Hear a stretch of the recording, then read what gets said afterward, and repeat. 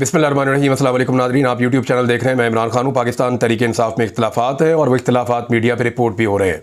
एक तरफ कुछ लोगों का ये कहना है कि 15 अक्टूबर को किसी सूरत भी एहतजाज ना किया जाए। एहतजाज ना करने वाले दो तरह की बातें कर रहे हैं और इसमें अली अमीन गंडापुर साहब हैं जिन्होंने पॉलिटिकल कमेटी में कहा कि एहतजाज के हक़ में वो नहीं है। बैरिस्टर गौहर साहब हैं, उन्होंने भी कहा कि वो एहतजाज के हक़ में नहीं है।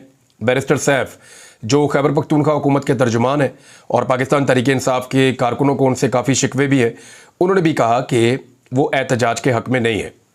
दूसरी जानिब बहुत बड़ी तादाद में जो पाकिस्तान तहरीक इंसाफ के इमरान खान के साथी हैं, जैसे कि हमाद अज़हर, कासम सूरी, जुल्फ़ी बुखारी, सलमान अकरम राजा, शहबाज गिल, मुराद सईद, खालिद खुर्शीद और बहुत सारे दीगर लोगों ने कहा जी कि एहतजाज करना चाहिए और हमें एहतजाज करना पड़ेगा।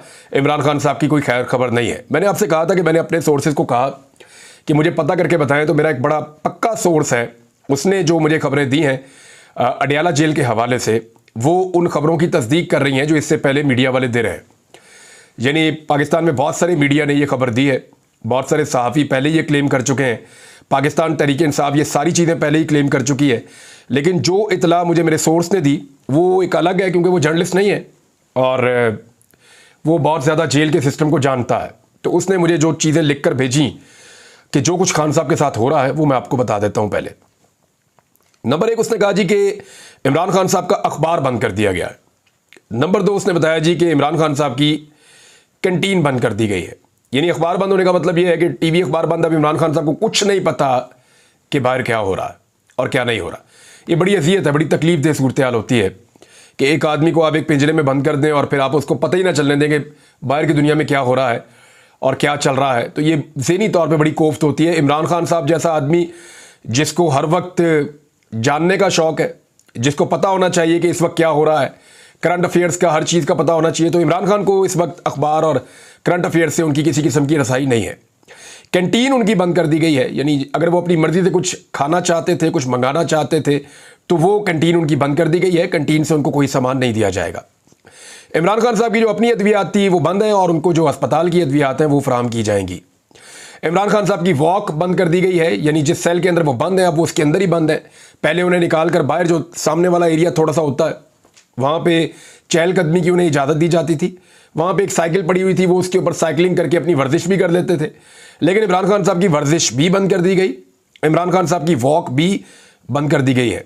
याद रहे कि इमरान खान की उम्र 70 साल से ज़ायद है और अगर इतनी उम्र का आदमी कुछ खाता पीता है तो फिर उसको वॉक करनी होती है और इमरान खान साहब ने अपनी सेहत को वर्जिश के ज़रिए से बहुत मेंटेन किया हुआ है। तो इस वजह से अब उनकी वर्जिश भी बंद और उनकी वॉक भी बंद। इमरान खान साहब का जो अपना परहेज़ी खाना था, क्योंकि वो खाना खाने में थोड़े मोहतात रहते हैं और वो चीज़ें खाते हैं जो सेहतमंद हों, तो इमरान खान साहब का अपना खाना होता है, वो खाना भी बंद कर दिया गया है और उन्हें जेल से खाना दिया जा रहा है। ये क्लेम पाकिस्तान तहरीक इंसाफ के लोग भी बार बार कर रहे हैं। पहले इमरान खान साहब ने खुद बताया था कि उन्हें नहाने के लिए दूसरी जगह दी जाती थी, उन्हें कहीं ले जाया जाता था जहाँ पे जाके वो नहाते थे और कपड़े वगैरह चेंज करते थे। तो अब ये सहूलत भी इमरान खान साहब के पास मौजूद नहीं है और उन्हें अपने ही सेल के अंदर जो वॉशरूम पीछे एक छोटी सी दीवार है वो मौजूद है, उसी को इमरान खान साहब को इस्तेमाल करना पड़ता है। यहाँ पे हफ्तावार एक दौरा होता है, हर जेल के अंदर होता है। जेलर जो है हफ्ते में हर दिन एक नई जगह का दौरा करता है। यानी वो ब्लॉक्स बने हुए होते हैं कि इस ब्लॉक पे आज जाना है, कल इस ब्लॉक पे जाना है। तो जब भी जेलर ब्लॉक में आता है उससे पहले जेल की बड़ी ज़बरदस्त तरीके से सफाई की जाती है और रोज़ाना की बुनियाद के ऊपर भी जो सफाई है वो होती है। तो इमरान खान साहब के एरिया में सफाई बंद कर दी गई है और इमरान खान साहब के सेल में अब सफाई भी नहीं की जा रही, ये भी मुझे किसी ने बताया। और ये भी बताया गया है कि ना सिर्फ सफाई नहीं की जा रही बल्कि जो हफ्तावार एक सफाई का एक पूरा इंतज़ाम होता है वो भी नहीं करवाया गया और इमरान खान साहब को बाहर नहीं निकाला गया। और 6-6 घंटे के बाद जो इंचार्ज है वहाँ पे सिक्योरिटी का, उसको तब्दील कर दिया जाता है और इमरान खान साहब से बात करने से सख्ती से मना कर दिया गया है। कोई भी इमरान खान साहब से बात नहीं कर सकता। अगर इमरान खान साहब किसी को बुलाएं, उससे बात करना चाहें, इसके बावजूद उनको जवाब नहीं दिया जाएगा। उनको पूरी तरह से तन्हाई का एहसास दिलवाया जा रहा है और ये सूरत हाल जो है वो 6 तारीख से लेकर अब तक है। यानी एक हफ्ते से ज़्यादा हो गया, आज 8वां दिन है इमरान खान साहब को इस कंडीशन में रखा हुआ है। अली अमीन गंडापुर साहब का बयान एक हफ्ते के बाद आया है, यानी एक हफ्ते तक इसके ऊपर पूरी पार्टी को तशवीश थी। अली अमीन गंडापुर साहब का जो बयान आया वो मैं आपको बता देता हूँ। गंडापुर साहब ने कहा, पाकिस्तान तहरीक इंसाफ के बानी और साबिक वज़ीर-ए-आज़म इमरान खान की खैरियत से मुताल्लिक़ खदशात पर वफाकी हुकूमत से फौरी जवाब देने का उन्होंने मुतालबा किया है। उन्होंने अपने बयान में वादे किया कि इमरान खान की खैरियत उनके लिए मुकद्दम और अव्वलीन तरजीह है। उन्होंने यह भी मुतालबा किया कि इमरान खान से उनके डॉक्टरों और वकला की टीम की फौरी मुलाकात करवाई जाए, जबकि बानी पीटीआई की बहनों और दीगर कारकुनान को फौरी रिहा किया जाए। अली अमीन ने कहा कि हमें एहतजाज पर मजबूर ना किया जाए और साबिक वज़ीर आज़म की खैरियत के बारे में तशवीश को दूर किया जाए। वाज़ेह है कि वज़ीर आला खैबर पख्तूनख्वा की जानिब से यह बयान ऐसे वक्त में आया है जब सोशल मीडिया पर मुख्तलिफ हलकों की जानिब से यह दावा किया जा रहा है कि इमरान खान साहब को काफ़ी परेशान किया जा रहा है जेल में, और ये सारी चीज़ें आपके सामने हैं। बहरहाल अली अमीन गंडापुर साहब ने अब इसके ऊपर एक स्टेटमेंट तो दे दिया है, लेकिन अभी तक एहतजाज की उन्होंने हामी नहीं भरी और एहतजाज के लिए उन्होंने अनाउंसमेंट नहीं की, बल्कि स्टेटमेंट में भी उन्होंने कहा कि हमें एहतजाज पे मजबूर ना किया जाए। हाँ, ये ज़रूर है कि इमरान खान साहब की खैरियत हमें बताई जाए और फिर मुलाकातें भी करवाई जाए। इमरान खान साहब की बहनों को और कारकुनों को जिन्हें गिरफ्तार किया गया उनको भी रिहा किया जाए। अब मामला यह है कि अली अमीन गंडापुर साहब ने क्या बताया पार्टी को कि क्यों वो एहतजाज नहीं करना चाहते। देखिए, कुछ लोग ये कह रहे हैं कि शंघाई ताउन तंजीम का इजलास पाकिस्तान में हो रहा है, समिट हो रहा है, तो लिहाजा पाकिस्तानियों को और पाकिस्तान की तमाम पॉलिटिकल पार्टीज को उसका एहतराम करना चाहिए और नहीं जाना चाहिए एहतजाज करने के लिए। लेकिन जो लोग भी ये बात कर रहे हैं वो ये बात नहीं कर रहे हैं कि एक छोटी सी चीज़ है, इमरान खान से मुलाकात करवानी है पार्टी के लोगों की, वो मुलाकात क्यों नहीं करवाई जा रही। यानी दो चीज़ें आपस में जुड़ी हुई है ना। लोग कह रहे हैं, अवाम कह रही है, वर्कर्स कह रहे हैं कि जी हमारा लीडर जो है उसको बुरे हालात में रखा गया है, हमारे लीडर से हमारी मुलाकात करवा दी जाए, हम एहतजाज नहीं करेंगे। और वो मुलाकात कोई कारकुन ये नहीं कह रहे कि सबको ले जाकर मिलवा दें, वो ये कह रहे हैं इमरान खान की एक बहन बाहर है, उनको भिजवा देते हैं, वो जाके मिल लें। तो इमरान खान की बहन जो नूरीन नियाज़ी साहिबा हैं उनसे मुलाकात करवा दी जाए, लेकिन उनसे मुलाकात भी नहीं करवाई जा रही। अब सारे ये तो कह रहे हैं कि जनाब इस वक्त मुनासिब नहीं है एहतजाज करना, लेकिन ये नहीं कह रहे कि हुकूमत एक छोटी सी मुलाकात करवा दे, पहले भी करवाते रहते हैं, इससे क्या फर्क पड़ेगा। मुलाकात करवाए और इस जिद में ना लेकर जाए लोगों को। देखिए, लोग इमरान खान को लेकर बड़े हसास हैं। इमरान खान पाकिस्तान का सबसे बड़े स्टेचर का पॉलिटिकल लीडर है, जितने लोग पाकिस्तान में आ रहे हैं उन सबसे भी बड़ा लीडर है। तो इतना बड़ा लीडर अगर पाकिस्तान के अंदर मौजूद है तो उसके लिए लोग परेशान तो होंगे, तो लोग उसके लिए परेशान हैं भी। अब लोग कह रहे हैं हमें उसकी खैरियत बताई जाए, वकला के जरिए से या लीडरशिप के जरिए से या फैमिली का मेंबर मिलवा के, और हुकूमत के लिए ये एक जुम्बिश कलम है, बल्कि सिर्फ नॉटिंग है, सर को ऐसे कर देंगे ठीक है जी मिला इमरान खान को, तो उसी वक्त इमरान खान से मुलाकात हो जाएगी। लेकिन क्या इमरान खान के साथ कुछ ऐसा किया गया जिसकी वजह से लोग नहीं चाहते या हुकूमत नहीं चाहती कि इमरान खान से मुलाकात किसी की करवाई जाए, या इमरान खान से किसी ऐसे रद्द-ए-अमल की तवक्को है कि जनाब ये मुलाकात ना करवाई जाए। अब गंडापुर साहब ने जो बातें की, उन्होंने कहा जी कि मशीनरी मुयस्सर नहीं है, वसाइल और पैसे नहीं है, और इस्लामाबाद आने की उन्होंने मुखालफत इसलिए की है। तो मशीनरी और पैसे, यानी अगर गंडापुर साहब सिर्फ पेशावर में अनाउंस कर देना कि हमें एहतजाज के लिए पैसे चाहिए, तो गंडापुर साहब जानते हैं बड़ी अच्छी तरह कितने पैसे इकट्ठे हो जाएंगे जब आप इमरान खान के लिए एहतजाज करने निकलेंगे। बेशुमार पैसा इकट्ठा हो जाएगा। लोगों ने इमरान खान के लिए पैसे को कभी भी अहमियत नहीं दी। इमरान खान के लिए तो लोग अपना जेवर उतार के फेंकते थे। इमरान खान के लिए तो लोगों ने घरों से पैसा, तजोरियाँ खोल खोल कर इमरान खान को दिया था। उन पे लोग ट्रस्ट करते हैं, और इमरान खान के लिए आप पैसा मांगेंगे तो लोग दे देंगे। बहुत सारे लोगों ने सोशल मीडिया पे कहा कि अगर पैसे नहीं है तो हम आपको दे देते हैं। और मशीनरी तो बेशुमार प्रोजेक्ट हैं और वो चलते रहते हैं हर वक्त, तो मशीनरी का तो मसला ही कोई नहीं होना चाहिए, और ना कोई ऐसा मसला होगा मेरे ख्याल में। ना मशीनरी ज़्यादा इस्लामाबाद गई थी, मशीनरी मोटरवे से बहुत सारी वापस भी चली गई थी। बहरहाल इस वक्त सूरत हाल ये है कि गंडापुर साहब ने अभी तक क्लियर नहीं किया कि वो एहतजाज करेंगे या नहीं करेंगे, और जब वो क्लियर करेंगे तो फिर सूरत हाल आगे बढ़ेगी। अब कुछ लोग जो पॉलिटिकल कमेटी का हिस्सा, उन्होंने मेरे से रब्ता किया। उन्होंने बताया जी कि हमें बड़ी मुश्किलात पेश आ रही हैं, और यहाँ तक मुश्किलात पेश आ रही है कि जब हमने पॉलिटिकल कमेटी की एक मीटिंग बुलवानी होती है ना हंगामी तौर पे, या टाइम फिक्स करके भी, तो भी सीनियर क़यादत जो है वो कोशिश करती है कि पॉलिटिकल कमेटी की मीटिंग ही ना हो जिसके अंदर अहम फैसले होते हैं। वो कहते हैं जी हम मिन्नतें करके और पता नहीं क्या कुछ करके, कैसे कैसे बोल कर हम पॉलिटिकल कमेटी की मीटिंग बुलाने में कामयाब होते हैं। जो पार्टी की सीनियर क़यादत है उनसे बड़े शदीद किस्म के तहफ़्फ़ुज़ात हैं, और सीनियर क़यादत में ये कह रहा हूँ तो ये मतलब नहीं है कि वो अभी इस वक्त उनके पास ओहदे हैं या इस वक्त वो बड़ी जगहों पे बैठे हुए हैं, कोई पुराने लोग भी नहीं हैं, या जो इस वक्त हुकूमत में या अपोजिशन में बड़ी जगहों पे हैं, उनसे पार्टी के लोगों को शिकायत है। और वो ये साफ कह रहे हैं कि जनाब हमें तो पॉलिटिकल कमेटी की मीटिंग बुलाने के लिए जो है वो दिक्कत का सामना करना पड़ता है और हालात उतने अच्छे नहीं है जितने बाहर से दिखाई दे रहे हैं। इसमें मैं आपको एक दो चीज़ें और बता देता हूं कि इमरान खान का मसला ये नहीं था कि इमरान खान के लिए लोगों ने बाहर निकलना था। आपको याद है जब अली अमीन गंडापुर साहब 4 तारीख को आ रहे थे इस्लामाबाद डी चौक में, तो मकसद क्या था? वो मकसद था आइन के ऊपर जो एक तरमीमी हमला हो रहा है उसको रोकना। यानी उनका क्लेम तो यही था ना कि हम आइन में तरमीम नहीं होने देंगे, हम अदलिया के ऊपर हमला नहीं होने देंगे। ये दो चीज़ें थी जो बार बार कही जा रही थी पाकिस्तान तहरीक इंसाफ की जानिब से। लेकिन अब इस वक्त अगर आप देखें तो पाकिस्तान तहरीक इंसाफ का मुतालबा तब्दील हो चुका है। आइनी तरमीम पे वो बात नहीं कर रहे, वो अदलिया के ऊपर अटैक के ऊपर उस तरह बात नहीं कर रहे। पाकिस्तान तहरीक इंसाफ क्या कह रही है जी, इमरान खान से मुलाकात करवा दें। फर्ज करें 14 तारीख को इमरान खान साहब से मुलाकात करवा दी जाती है और 15 तारीख को एहतजाज जो है वो कैंसिल कर देती है पाकिस्तान तहरीक इंसाफ, तो 16 तारीख को तैयारी करके 17 को ये आइनी तरमीम की तरफ चले जाएंगे। और अगर 17-18 को आइनी तरमीम की तरफ चली जाती है ये हुकूमत, तो फिर क्या हो सकता है? देखिए अब मामला फिर वापस जाता है नंबर गेम की तरफ। सेनेटर्स जो हैं वो हुकूमत के पास हैं 58, यानी एएनपी वगैरह को डाल के और जो उनको हमायती उनके साथ है उनको डाल के 58 है। उन्हें 64 चाहिए।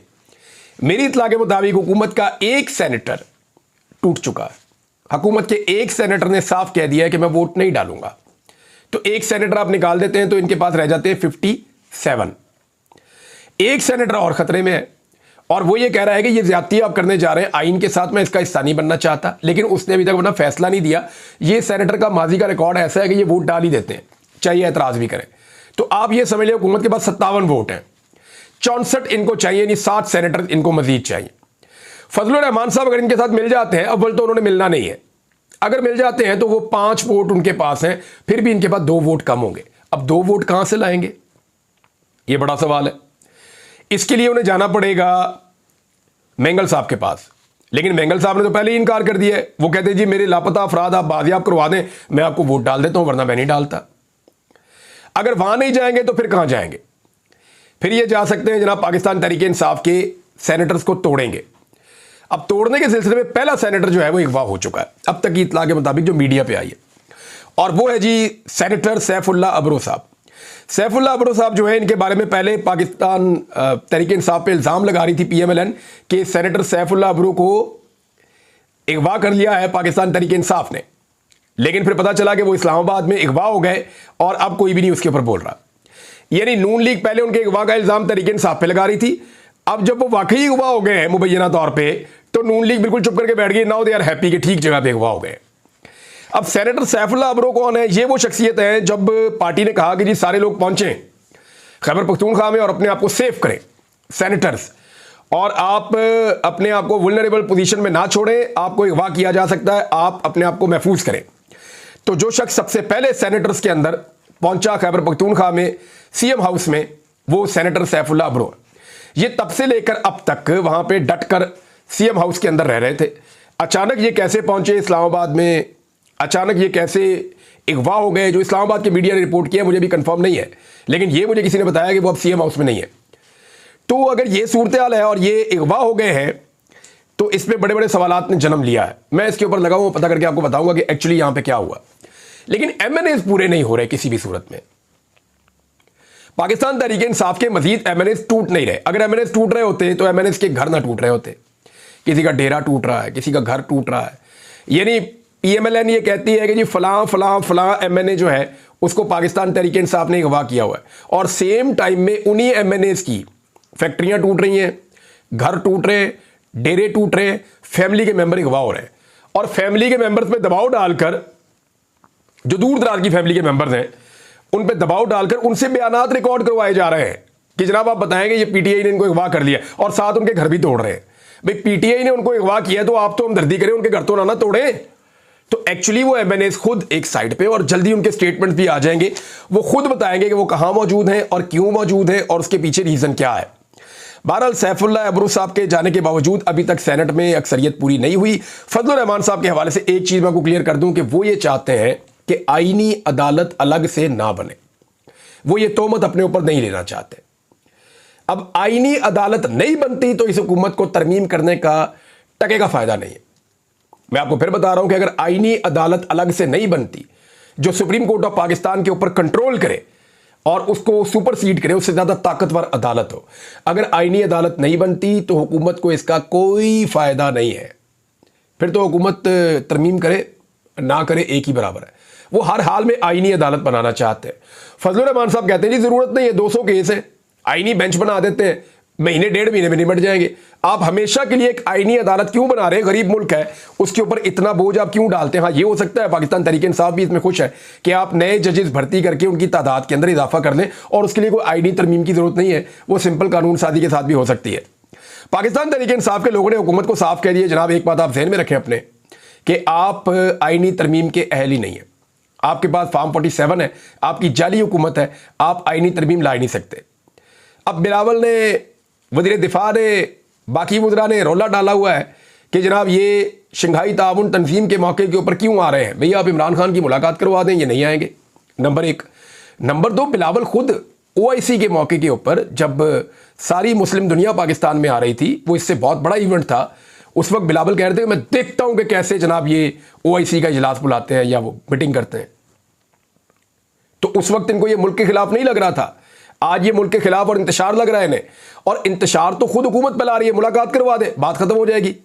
छोटी सी चीज है जिसके ऊपर हुकूमत ने सींग फंसाया हुआ है, और सींग फंसाने की रीजन पता क्या है कि इस शंघाई ताउन तंजीम के इजलास की आड़ के अंदर नजम सेठी ने कहा, मैं नहीं कह रहा, नजम सेठी ने कहा है कि इसकी आड़ के अंदर तरमीम की पूरी तैयारी की जा रही है, नंबर पूरे किए जा रहे हैं, हर किस्म का गंदा और अच्छा खेल खेला जा रहा है, और फिर आईनी तरमीम की जाएगी।